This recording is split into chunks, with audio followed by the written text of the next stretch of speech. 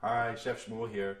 We're making our kasha, also known as buckwheat is the actual term for that. And part of the process now is getting ready to put the kasha together. Requires an egg. So now, as I told you, when we break an egg, we don't bang it on the side of the bowl because what does that do? That gets little pieces of eggshell in your egg. You just tap it on the side. See how nicely it breaks and into the bowl. Voila. We're just going to mix that and beat that so the yolk and the white mixes together well. And to that then, we're going to add 1 cup of kasha.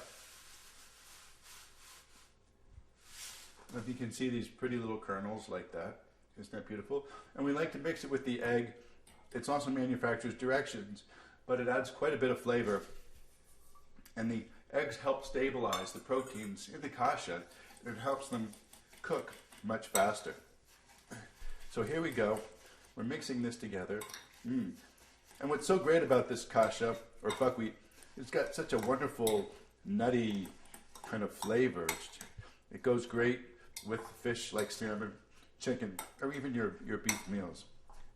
So, this is ready to be cooked again. Keep clicking, and we're going to show you the next step.